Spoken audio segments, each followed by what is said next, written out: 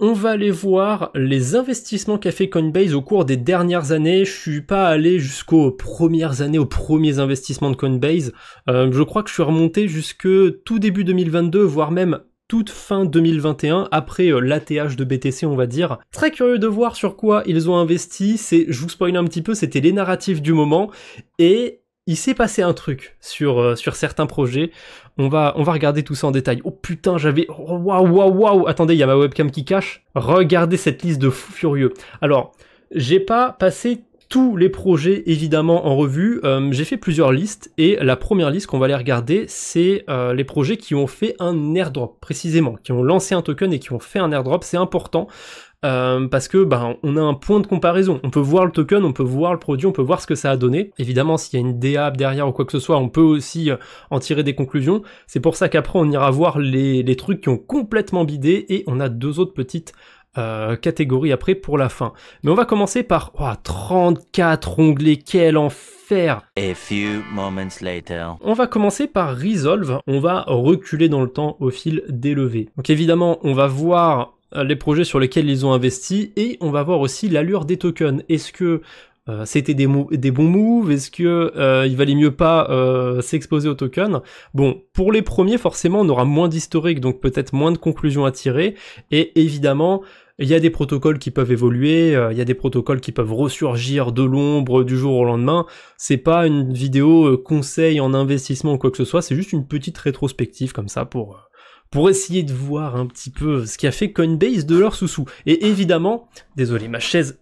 vivement que je la change. Et Coinbase, évidemment, en général, quand ils vont investir sur des projets crypto, parfois il y a des ratés, mais pour surtout les projets qui réussissent, ils rentrent à des prix préférentiels. Donc je m'en fais pas trop pour eux. S'ils continuent d'investir autant dans en ce moment, ils investissent dans des dizaines de projets tous les mois, j'ai l'impression. Donc s'ils continuent de faire ça, c'est que ça marche plutôt bien. Sinon, clairement, ils arrêteraient de faire autant d'investissements. Donc Resolve, ils ont participé à une levée en avril 2025. Évidemment, il n'y a pas que Coinbase Ventures. Et le token se porte plutôt bien. C'est vrai que le protocole Resolve, il est, lui-même se porte plutôt bien. Il est en bonne santé en ce moment. Je crois qu'il est pas loin de son ATH en termes de TVL. Leur stablecoin, on va aller voir vite fait sa supply. Je crois qu'il y a eu un petit drop après l'airdrop. Et ça c'est pas mal. Mais je crois que ça repart... Ah non, j'ai rien dit. J'allais dire, je crois que ça repart du poil de la bête, mais sur un mois, il y a une belle montée au début du mois de juillet, mais là justement ça vient de descendre de 20 millions.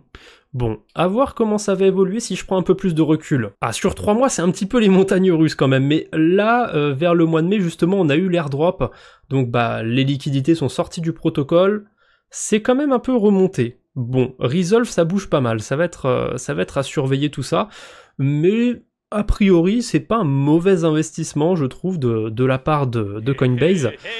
Bienvenue Freddy dans la carabistouillade, prends place, j'espère que tu passes un bon moment. Alors, ensuite on a Vana, ça c'est un projet qui est sur de l'intelligence artificielle, je sais plus exactement ce que c'est, je sais juste qu'ils sont sur la narrative de l'intelligence artificielle, et pour l'instant c'est la dégringolade.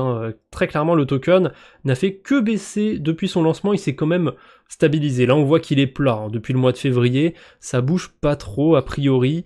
Ils ont investi dessus l'an dernier, en septembre 2024, donc là on a fait un bond quand même dans le passé. Et tiens, c'est marrant, on a aussi Easy Labs qui a investi dessus. Donc Easy Labs, c'est Binance, c'est la concurrence. Là, c'était peut-être pas le meilleur move parce que évidemment, les investisseurs, eux, ils vont pas récupérer, en tout cas c'est assez rare, ils vont pas récupérer leur token dès le début. Ils vont avoir évidemment des blocages là-dessus. Mais il me semble que le token est sur Coinbase. Ah non, même pas, c'est même pas sur Coinbase, par contre c'est chez Binance. Ah, c'est peut-être pour ça qu'ils ont levé des fonds avec Easy Labs à la fin, c'était peut-être pour avoir, pas l'exclusivité, mais parmi les gros DEX peut-être, l'exclusivité entre Binance et Coinbase, vous voyez.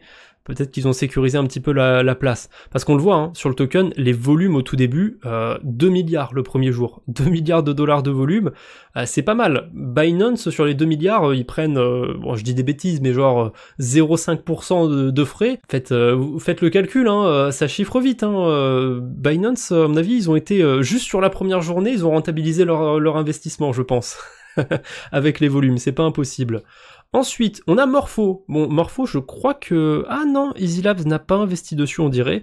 Mais Coinbase, ils ont investi dessus déjà depuis juillet 2022. Et ils ont réinvesti aussi en août 2024. Bon, Morpho, c'est sur l'écosystème Base, entre autres. Ils ont rien à prouver. Ça marche très très bien. C'est du lending. Et même un peu plus que ça. C'est pas du tout comme AAV, Morpho, ils ont une approche un petit peu différente. Alors au début c'était un peu chaotique le lancement du token Morpho, je sais que sur CoinGecko on n'a pas tout l'historique, je crois que le token a été lancé autour de... Il a vite atteint 2-3 $, ensuite il s'était pété la gueule, ensuite il est remonté à 4 $, et là il s'est retassé à 2 $. En soi c'est pas mauvais comme ça quand on regarde le graphique, hein, c'est plutôt à l'équilibre, donc ça sent pas le mauvais investissement. Par contre, je trouve que par rapport à sa capitalisation, il n'y a pas tant de volume que ça, il n'y a pas beaucoup de monde qui a l'air de spéculer sur le token de Morpho. Le protocole d'ailleurs a 6 milliards de dollars de TVL, c'est pas mal. Par contre, j'ai l'impression que ça stagne un petit peu, il me semble qu'ils ont atteint les 6 milliards il y a déjà quelques mois. J'ai vu Zentree aussi, mai 2024, ça me parle pas du tout. C'est une super layer gaming, blablabla. Ok, un projet sur le gaming a priori, donc allons voir ce que ça donne. Ça, c'est une narrative, il y a pas mal de projets qui se sont lancés dessus, mais je crois qu'il n'y a pas grand chose de très foufou, hein, graphiquement. Bon, c'est pas un token qui a beaucoup de volume, c'est pas un token qui est énormément échangé, honnêtement c'est un projet qui me parle pas du tout. Je vois que d'après CoinGecko, ils ont aussi migré leur ancien smart contract vers un nouveau, donc il y a potentiellement eu du changement aussi sur le projet entre temps. Graphiquement quand on regarde c'est pas très très joli, moins 80% depuis le lancement. Ensuite Puffer Finance, bon bah lui on l'a vu parce que Binance avait aussi investi dessus, la semaine dernière j'étais passé sur Puffer, je sais que c'est pas terrible, même si on n'est pas sur un projet qui est très valorisé, mais voilà, graphiquement c'est pas joli à voir. Le problème de Puffer c'est que c'est un énième protocole de liquid restaking et il y en a juste trop en fait. C'est arrivé à un moment où il y en a plein qui se sont lancés, il y avait eu Kelp, il y avait eu Swell, il y avait Rocket Pool et Lido évidemment, il y en avait plein à ce moment-là, donc bon, c'était le mauvais timing je pense. J'ai vu qu'il y avait le Logex dans les investissements de Coinbase, assez étonnant. Logex c'est un protocole de perpétuel qui est sur plein d'écosystèmes, mais ils étaient entre autres sur l'écosystème mode, je m'en rappelle. D'ailleurs, je sais plus sur quel écosystème, je crois que le token a été lancé peut-être sur Arbitrum, je sais plus. Waouh, on est sur un tout petit token, 1,6 million de dollars de market cap, 6 millions de FDV. Aïe aïe aïe, graphiquement c'est ce à quoi je m'attends, hein, parce que bah là ça suit tout bêtement la santé du protocole. Au lancement, Logex, bon c'était déjà pas foufou, hein, il y avait Hyperliquid qui était déjà très en forme. Quand on voit le lancement de Logex, c'était un tout petit peu avant le token d'Hyperliquid en termes de temporalité. Donc vous voyez qu'ils ont essayé de lancer, je pense... je sais pas s'ils ont spécialement accéléré le processus, mais voilà, ils se sont dit, bon, Hyperliquid, il commence à faire beaucoup parler d'eux, il faut qu'on essaye de se démarquer, allez, on va lancer le token, ils ont fait leur airdrop qui était pas terrible, il me semble. Qu'est-ce qu'il y avait d'autre? Il y avait aussi ils avaient une particularité, je crois qu'ils avaient listé certains trucs un peu chelous, genre les gens pouvaient spéculer sur le potentiel token MetaMask. Je sais pas si c'est encore faisable du côté de Logex, mais... ouais, malheureusement, le token est assez représentatif, je pense, de la santé du protocole. On n'entend plus du tout parler de Logex, et c'est très concurrentiel le monde des perpétuels. Évidemment, on a Hyperliquid, comment passer à côté, mais on en a d'autres qui build. En ce moment, on entend parler de Paradex, je parle de Vest.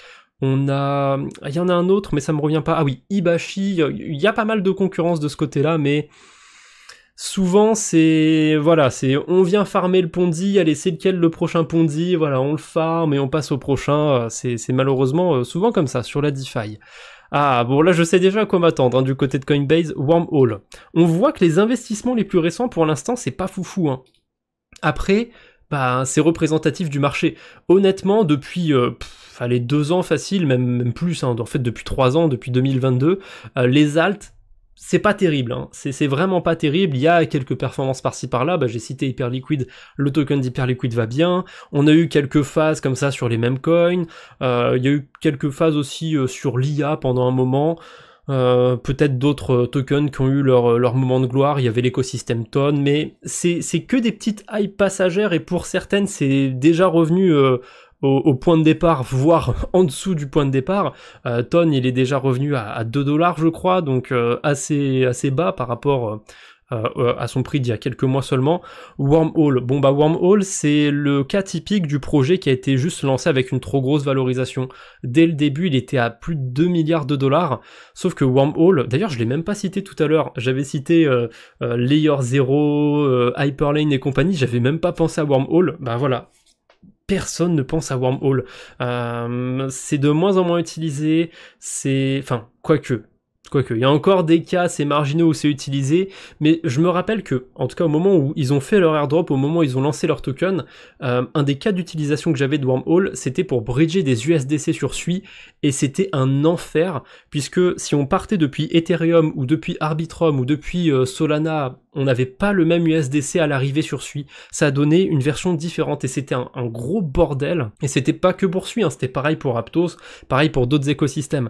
Leur technologie, on va dire, était très inefficiente, alors qu'à côté on avait Layer 0, Hyperlane était déjà là, hein, si je dis pas de bêtises, je crois que le CCTP de Chainlink était déjà là aussi, enfin, Axelar, on avait des concurrents qui avaient des produits plus efficients. Voilà, on se retrouvait pas avec 15 versions bridgées d'un stablecoin sur la blockchain Sui. Ce problème du coup, en plus de valorisation trop élevée, plus le fait que Wormhole, ils ont un peu de mal, je trouve, à s'allier avec des protocoles, ça explique que le token se pète la gueule. Là, il est tombé à 350 millions de market cap quand même, hein. On est loin des 2 milliards du début. Définitive Edge, ça je crois que c'est un projet autour de l'intelligence artificielle et il me semble que ça s'est lancé sur Base aussi, pas du tout farmé. Je crois que l'airdrop était plutôt sympathique par contre et qu'il y a des gens qui l'ont touché, qui avaient pas fait grand chose et belle surprise, regardez, le graphique est cool. Alors c'était très plat depuis le début, mais là depuis la fin du mois de juillet, il y a eu un beau pump sur le token, un bon petit x3. Je sais pas trop pourquoi, mais a priori, c'était plutôt une bonne idée de garder son airdrop Edge. Encore une fois, je sais pas du tout ce que c'est comme projet, je crois que c'est sur l'intelligence artificielle, mais je suis même pas sûr. Et ils sont listés sur Coinbase. J'imagine que le listing a dû être il y a pas si longtemps, c'est peut-être ça qui a accéléré le prix du token. Bon pourquoi pas. Ça reste un petit token, mine de rien, 40 millions de market cap. Pour l'instant, on a vu des mauvais élèves, on va dire, c'est sur les investissements les plus récents, mais on a aussi de temps en temps des bons élèves. Après, est-ce que ça va tenir sur le temps? Je sais pas. Si c'est bien le listing qui a poussé le token, je vois souvent des tokens qui sont listés, qui performent pendant quelques semaines, et après, ça revient au point de départ. Je le souhaite pas, évidemment, pour ceux qui sont exposés au token, mais à surveiller. Assez intéressant, là j'ai mis un stablecoin, j'ai mis Mountain Protocol, je crois qu'ils n'ont pas de token de gouvernance ou quoi que ce soit, donc on va voir la santé du stablecoin, ça change un petit peu. Ouf, déjà je vois qu'il y en a que 48 millions, c'est pas foufou, à mon avis c'est pas dingue si je... quoique, on n'a pas de données avant le 12 juin 2024, alors il y a eu un gros creux vers mi-2024, vers la période estivale, et c'est très stable en fait autour des 48 millions. Donc quand je vois le graphique des USDM en circulation, j'ai juste un truc qui me vient à l'esprit, c'est juste que c'est pas très organique en fait. À mon avis, il y a quelques entités qui ont de l'USDM et elles bougent pas beaucoup leur liquidité. On peut le voir, hein, 10 000 $ de volume sur 24 heures. C'est ridicule pour un stablecoin. Ouais, je sais pas trop quoi en penser de l'USDM, mais c'est plutôt un bid de ce côté-là. Maverick, j'ai un très très bon souvenir de ça, parce qu'ils ont fait un airdrop très peu de temps après le lancement du protocole, et du coup c'était très peu dilué, et fallait juste bêtement déposer quelques liquidités pour avoir un airdrop à 3 ou 4 chiffres. C'était complètement zinzin l'airdrop de Maverick. Par contre, Maverick c'était un DEX qui était très efficient au début, et je sais pas exactement à partir de quand ça a merdé, mais en ce moment j'entends plus parler de Maverick. Niveau TVL, vous le voyez, d'après CoinGecko, c'est 10 millions de $, c'est très faible pour un DEX, même s'il y a pas mal de volume. Maverick, c'est complètement parti dans l'ombre, c'est dommage, j'aimais bien le protocole, c'est une sorte d'Uniswap V3, mais boosté. On avait des pools de liquidités qui pouvaient être évolutives, je pense que c'est le bon terme, qui pouvaient suivre, s'adapter un petit peu en fonction du marché. C'est pas comme un manager de pool de liquidité, hein. C'est vraiment des pools qui fonctionnaient comme ça, qui pouvaient suivre la volatilité d'un token ou rester fixe, hein. D'ailleurs, on pouvait aussi faire en sorte que ce soit fixe. J'aime bien Maverick sur l'idée, mais voilà, parfois il y a de très bonnes idées, et c'est pour ça que il faut laisser un petit peu le temps au projet pour voir ce que ça donne, pour voir s'ils arrivent vraiment à avoir de la traction, à se faire un nom, parce que bon, parfois il y a des projets qui sont pas forcément les meilleurs, les plus forts dans leur domaine, mais qui font du bon marketing et qui arrivent à être encore là. Ripple, c'est toujours là. Bon, je pense que c'est côté marketing, même si bon, est-ce qu'ils font vraiment du marketing, je sais pas. Bon, Everclear, j'ai un peu la flemme de le passer parce que c'est toute une histoire, il y a eu du rebranding dans le lot, ça va être compliqué. On a déjà une trentaine de projets, je peux en passer un ou deux. Donc on enchaîne avec Dolomite. Alors, non, c'est pas là que je dois taper Dolo. Voilà, ici, Dolomite, le token a été lancé assez récemment, et j'aime pas trop parce que ça a été lancé sur l'écosystème de Berachain, et bon, j'ai un avis sur Berachain. Par contre, bonne surprise, je savais pas que le token s'était apprécié en termes de prix, donc valait mieux pas le dumper au début celui-là, hein, il est en x3 depuis le lancement. Je me demande pourquoi, qu'est-ce qui s'est passé, est-ce qu'on a eu un listing? Non, je vois pas de Coinbase, je vois pas de Binance, je sais pas. En tout cas, il y a une partie de l'airdrop aussi qui est bloquée sur 2 ou 3 ans, donc je pense pas que le token soit encore aussi haut malheureusement dans 2-3 ans. Mais bon, à voir, à suivre, Dolomite, en tout cas pour l'instant ça se passe plutôt bien. J'avais complètement oublié qu'il était dans la liste, que Coinbase avait foutu des thunes là-dessus. ZKL, waouh, ZK-Link, je me souvenais même plus de ce projet. Je crois que c'est un layer 2 d'Ethereum. Bon ben voilà, le graphique il est représentatif du truc, hein. C'est un layer 2, un énième layer 2 qui n'a pas pris. Ça s'est pété la gueule. Arkham. Arkham c'est intéressant. De base, Arkham c'est une plateforme qui permet d'avoir des informations on-chain. Ça permet d'associer des identités à des adresses, tout plein de choses. Mais ils ont aussi lancé un exchange il n'y a pas si longtemps. Oh, ça fait peut-être déjà 1 an. Et bienvenue Rachid, je sais pas comment prononcer la fin du pseudo, donc bienvenue Rachid dans la Carabistouillade. Globalement, le token a eu sa période de gloire en 2024, mais malgré que Bitcoin soit sur des nouveaux ATH, que même Ethereum soit en forme, c'est un peu représentatif du marché des alts. Alors peut-être avec un gros biais sur 2024, je pense pas que tous les alts aient autant explosé sur 2024, mais quand même, hein, c'est assez fou de voir ça. Il y a des tokens qui ont eu leur cycle, et là c'est silence radio. Ouh, là on a un projet intéressant, Egun. Je me souviens que certains créateurs de contenu avaient dit je vends pas Egun avant 10$, Egun c'est le turfu, c'est trop bien. Alors déjà, Egun Layer c'est rebrandé Egun Cloud, c'est jamais un bon signe, hein, les rebrandings.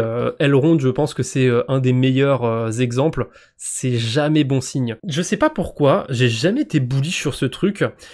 Egun Layer ça m'a jamais inspiré particulièrement.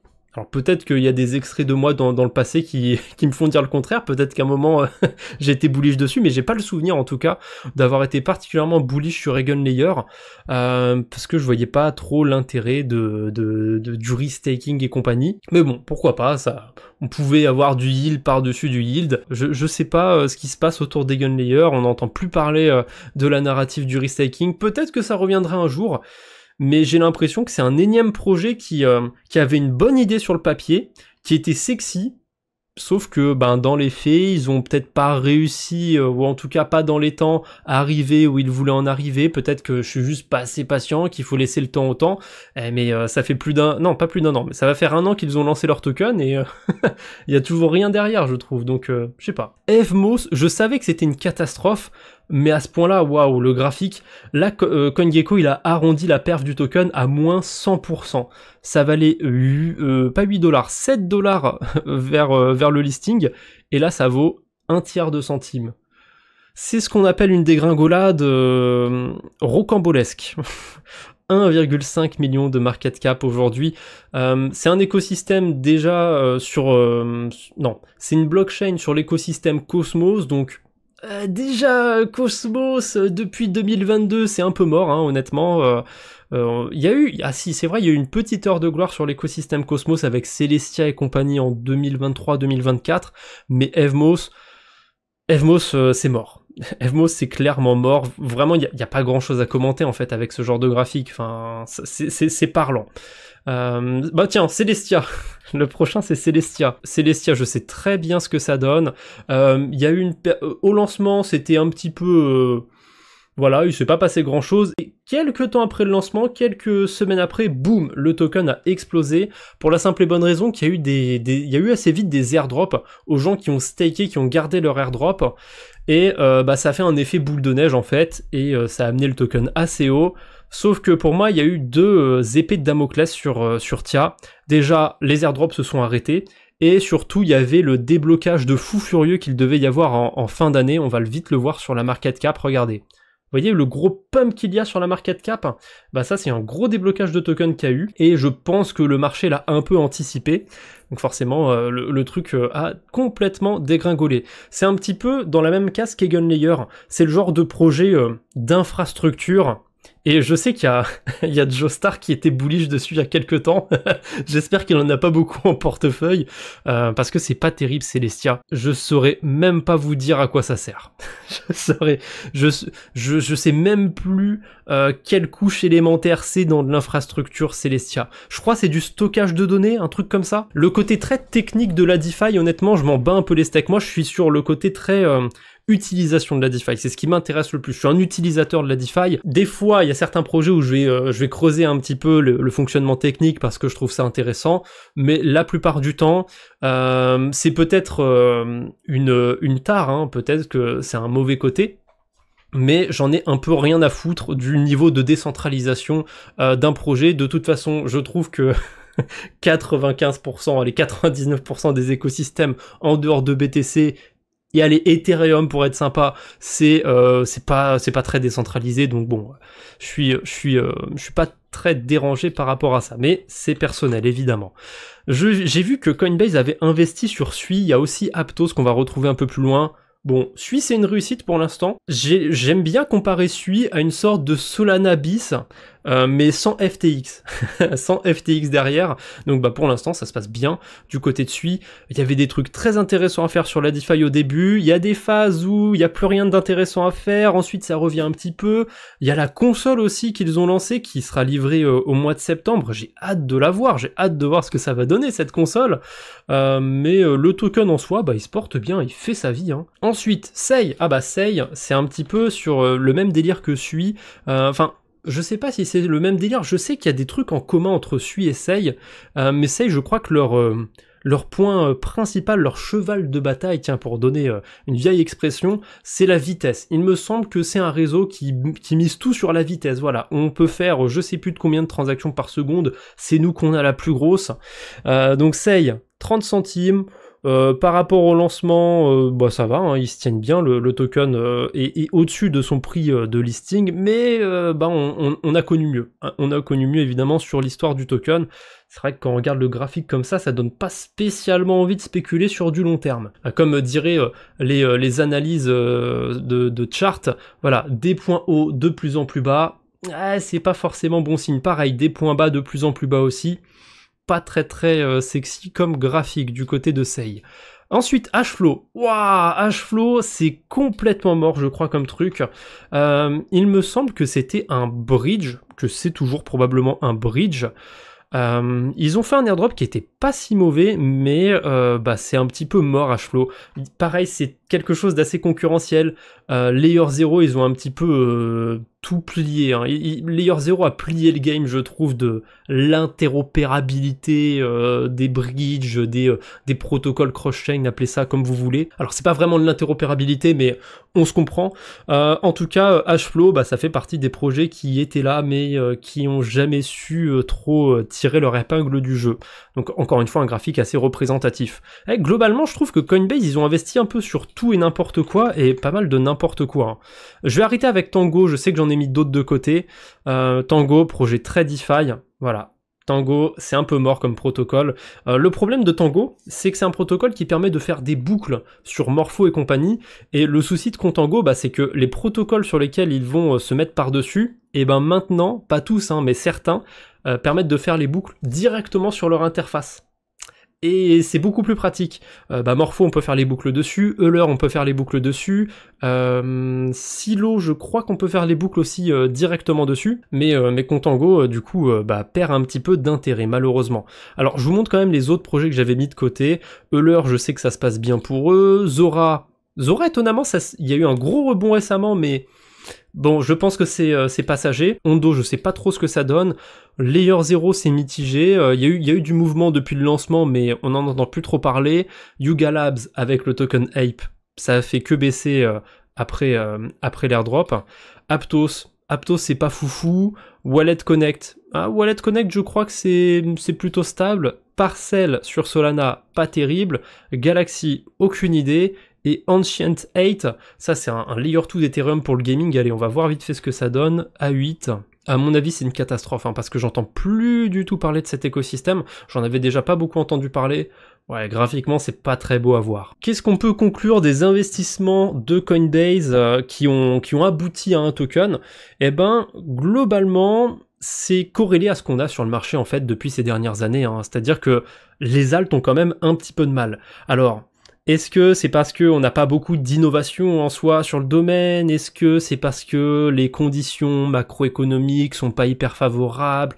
Je saurais pas trop dire. Je trouve quand même que la DeFi stagne un peu depuis 2022, globalement. Depuis qu'il y a eu de gros crashs sur la DeFi, il y a toujours des trucs de nouveau qui se construisent, mais par rapport à la grosse bulle de 2021, où on a vu, clairement c'était l'essor de la DeFi 2021, c'est difficile de passer après ça. Forcément, il y a beaucoup de choses qui sont apparues. Il y a encore des choses de nouveau qui apparaissent petit à petit, mais c'est pas aussi révolutionnaire, on va dire. Mais bon, révolutionnaire, je sais pas si c'est le bon terme, mais c'est pas aussi spectaculaire que ce qu'on a pu avoir sur les précédents cycles. Maintenant, on va aller voir un truc un peu plus popcorn, parce que Coinbase, ils ont aussi fait des mauvais investissements, et j'en ai sélectionné quelques-uns. C'est des projets qui, pour la plupart, n'ont même pas abouti à un token. Je crois même qu'il y en a aucun qui a abouti à un token, justement. Qui sont ces génies qui ont scam Coinbase? Et vous allez voir, il y en a plein. Mais en fait, le problème de Coinbase et des autres investisseurs, c'est que parfois, ils vont juste foutre des sous dans une narrative parce que c'est un peu la mode. Du coup, voilà, on a eu les NFT, on a eu l'IA, on a eu les mêmes coins, on a eu plein de choses. Ils foutent des sous dans les narratives. Parfois, je suis sûr qu'il y a certains projets dans lesquels ils croient pas vraiment. Ils ne croient pas vraiment. Sur un malentendu, on sait jamais, ça peut rapporter un billet. C'est la fameuse technique du spread and pray. Spread, c'est disperser, donc voilà, mettre des billes un peu partout et prier pour que, sur tous ces investissements, il y en a un qui soit giga rentable et qui couvre toutes les pertes. Pour ce qui est des bits total, alors, il y a des projets qui n'ont pas délivré, il y en a qui vont probablement délivrer tôt ou tard. Volksfinance, je pense qu'ils finiront par délivrer un token, mais c'est un projet qui de base était sur l'écosystème Algorand et qui sont toujours sur Algorand, ils se sont ouverts un petit peu plus. Même si j'aimais bien pendant un moment, force est de constater que il se passe pas grand chose sur Volks, donc bon, pas terrible. Rift Finance, alors ça je sais même pas ce que c'est, protocole décentralisé qui supercharge les DAO, blablabla. Oh là là, c'était la hype des DAO. Bon voilà, le site n'existe plus. 18 millions de dollars de levée pour un site qui, quelques années après, n'existe plus. Est-ce que leur Twitter existe encore? C'est quoi Rift Finance? 69 abonnés, y a rien. Il y a vraiment aucune information. Le projet est vraiment mort. Ils ont réussi à tirer 18 millions à des investisseurs et ils sont un peu partis dans la nature, on dirait. Ensuite, on a Hyperspace, anciennement Solanalysis. Alors, Hyperspace, ça c'est un projet qui a pas mal bougé au début, comme son nom l'indique. C'était une plateforme de données autour des NFT sur Solana, puis ils sont ouverts à d'autres écosystèmes. C'est devenu une marketplace, même un agrégateur de plateformes NFT sur Solana et aussi sur Sui, sur Avalanche. Aujourd'hui, je crois que c'est mort. Ouais, voilà. Le site n'existe plus, c'est mort, mais ça redirige vers Early Bird et on peut aller spéculer a priori sur des marchés plus traditionnels. Bon, je sais pas trop ce que ça donne. Ensuite, on a Sega. Sega, c'est un protocole de DeFi un peu exotique. Il me semble que c'était un protocole d'option, ouais, c'est ça. D'option, et c'est pas commun sur la DeFi, il y en a assez peu. Malheureusement, ça n'a jamais trop pris, Sega. Alors, ça a l'air d'exister encore. On va aller voir ce que ça donne. Est-ce que... ça fonctionne plus.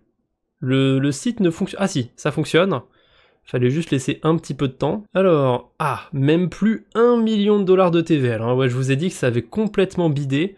Sega a été acquis a priori par une autre entité. Peut-être que ça va renaître de ses cendres, mais en tout cas, Sega en soi, c'est complètement mort. Et c'est pas Sega avec un S évidemment, c'est Sega avec un C.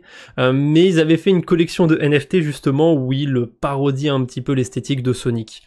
On a Socket Protocol, alors je l'ai mis dans les bids, parce que Socket c'est un concurrent de Jumper, enfin de Lifi plus précisément, donc c'est une application cross-chain, on peut swapper des tokens d'un écosystème à un autre, c'est super, mais honnêtement ils sont pas très performants à côté de Jumper, ils sont un petit peu fait bouffer de ce côté-là. CoinDCX, alors lui je l'ai mis dans BitTotal, c'est un exchange indien, pourquoi je l'ai mis dans BitTotal ? Parce que ils sont fait hacker récemment. Voilà, ils sont fait hacker, donc c'était pas foufou, hein, a priori Coinbase comme investissement. Composable, Picasso, Mantis. Aucune idée de ce que c'est, je me rappelle que c'était sur l'écosystème de Polkadot, ouais voilà, c'est tagué ici. Est-ce que ça existe encore? Picasso, ça n'existe plus. Mantis, il y a quelque chose. Ça a l'air d'exister encore. Maintenant, ça parle d'IA. Ça parle d'IA, intéressant. C'était une plateforme... alors, Picasso, je crois que c'était autour des NFT, Mantis, je sais pas trop. Mais on voit qu'ils ont fait un virage, vers l'IA. Vous allez voir, c'est pas les seuls. Minbase, alors, une plateforme qui permet à n'importe qui de créer des NFT sans s'embêter avec les complexités techniques. Je crois que eux, ils ont fait le virage de l'IA. Attendez. Maintenant ça me redirige vers bit.ai, alors bit1 plutôt, en allemand, comme merci en allemand. Voilà, on peut faire des agents IA. Et ça, je l'ai retrouvé sur quasiment que des projets qui étaient autour de la narrative des NFT. Et ça me fait dire qu'il y a des entités, ils sont juste là pour surfer les hypes du moment, voilà. En 2022, parce que la levée de Coinbase pour Minbase, c'était en 2022, en avril 2022. À ce moment-là, c'était encore à fond sur les NFT. Je crois que le Yuga Labs, ils avaient lancé leur token peu de temps avant. Il y avait encore cette grosse bulle des NFT, même si ça s'était déjà éclaté, que c'était déjà retombé. Il y avait encore des sous qui rentraient dans des projets NFT. Et clairement, hein, on peut le voir rétrospectivement. Depuis avril 2022, c'est une catastrophe, hein, le marché des NFT. Et c'est assez marrant de voir que plusieurs de ces projets qui étaient sur cette narrative, ils ont fait un virage à 90 degrés vers l'intelligence artificielle, qui est la nouvelle narrative du moment. Et ça me fait dire que ça va être la nouvelle narrative qui va complètement bider, parce que on a vu ça sur les NFT, il y a eu plein de bids, et là, ils se redirigent vers l'IA. Ah là là, est-ce qu'on pourrait pas avoir un autre bit de ce côté-là? On verra. Branch, on est sur du gaming a priori Web3, est-ce que ça existe encore? Alors, le jeu a besoin de nous, c'est pour ça que nous contribuons pour les surfaces d'art, de jeu les plus ambitieuses, blablabla. Bon, leur site, c'est juste un texte avec un JPEG derrière. Là, j'ai fait le tour du site. Je pense que les 12 millions de dollars investis... ils ont payé des emplois fictifs. Et vraiment, si parmi vous, il y a des investisseurs qui ont levé 10 millions auprès de Coinbase ou je ne sais quoi, n'hésitez pas à m'embaucher, je prends 5000 € par mois minimum, et je fais rien. Voilà. Moi, je veux travailler pour des projets comme Branch, comme Mantis, ou comme Bit. Farcaster, je l'ai mis dans bid, ok. Ils ont levé 180 millions de dollars, mais pour l'instant, à part un réseau social utilisé par 5 personnes, j'ai pas l'impression qu'il se passe grand chose sur cet écosystème. Alors il y a eu l'airdrop de tokens Degen, mais c'est pas lié à Farcaster, c'est une communauté qui s'est créée dessus, et ouais, j'ai l'impression que ça prend vraiment pas ce truc, et pourtant ils ont levé un max de pognon. Je pense que Farcaster c'est pas du tout rentable. En tout cas pour l'instant. Qui sait, peut-être que je suis de mauvaise foi. Mohash, DeFi Protocol, blablabla, Sustainable, Scalable, Stable, voilà, des rendements... des rendements sur des stablecoins, et il parlait déjà de Real World Assets en 2022. Qu'est-ce que c'est devenu? Alors, quand on voit que sur le site, il y a des images qui n'existent plus, vous voyez, il manque des informations... On se doute que le site est un peu mort. Il y a encore le formulaire de contact. On peut leur envoyer des trucs. N'hésitez pas, hein. Mohash.co. Il y a même plus le logo. Il y a même plus le logo de Mohash. C'est vraiment triste. Coherent, je sais pas ce que c'est, on va voir. Ah bah non, y a rien. Y a plus rien.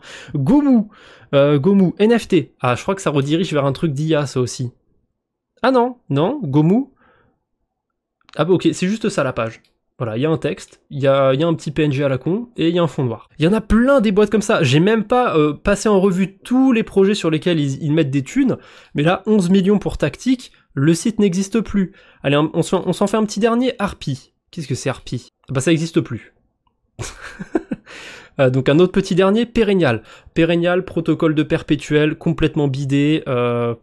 Voilà, ça existe encore a priori, hein.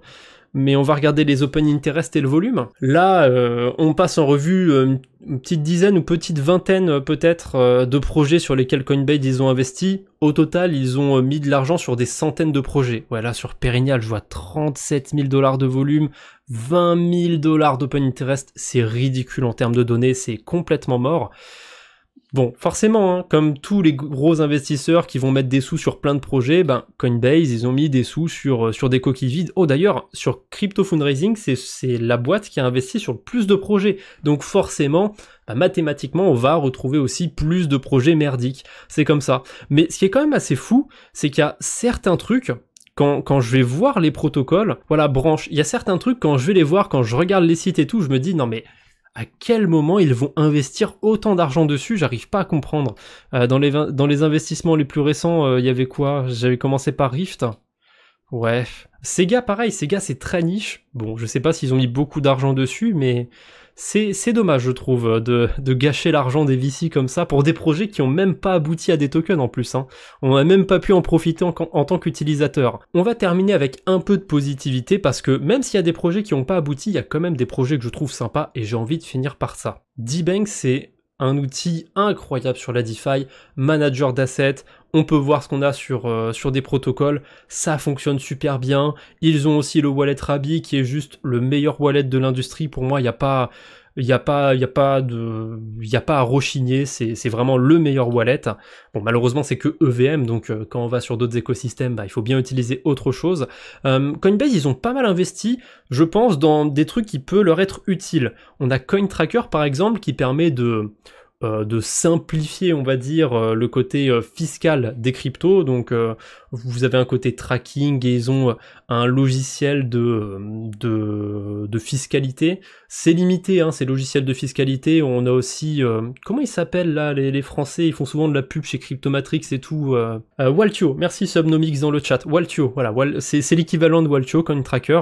Et ils investissent pas mal dans des outils comme ça de comptabilité et autres. Coinbase, je pense que c'est avant tout pour eux.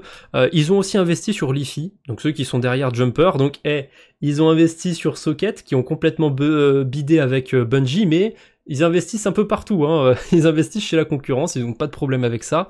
Ils ont mis des thunes chez OneKey qui font des wallets. Bon, voilà, on a raté Ledger, bon, on essaye d'aller chez les autres. Honnêtement, j'aime bien le wallet OneKey, je suis toujours beaucoup plus attaché à Ledger et je trouve que Ledger est imbattable en termes de hardware wallet pour l'instant. J'en ai pas testé 10 000 non plus, mais de ce que j'ai testé, du mal à trouver la concurrence meilleure. Mais c'est un bon produit quand même, OneKey. Momentum, ils ont investi sur Momentum. J'aime bien le protocole en ce moment. Est-ce que je l'aimerais encore dans 6 mois? C'est pas sûr. Et j'ai parlé de beaucoup de projets qui ont fait des virages à 90 degrés. Et ben Momentum, ça fait partie des projets qui ont fait des virages à 90 degrés. Et ben il y a des exceptions. Parfois il y a des projets qui arrivent à changer complètement de narrative et qui réussissent. À l'époque, c'était l'équivalent de Safe, mais sur l'écosystème Move. Donc Safe, c'est du multisig, hein, très clairement. Sur l'écosystème Apto, c'est celui du coup. Momentum, maintenant, c'est Index. Ça n'a plus rien à voir avec ce que c'était avant et ça fonctionne du feu de Dieu. Donc tant mieux pour eux, ils ont de très bons chiffres en ce moment, pourvu que ça dure. Monad, c'est pas personnel, je l'ai mis pour faire plaisir, là j'avoue. Monad, je suis pas du tout de très près l'activité qu'il y a là-bas parce que c'est que du testnet pour l'instant. Mais il y a beaucoup d'espoir sur cet écosystème, on verra ce que ça donnera.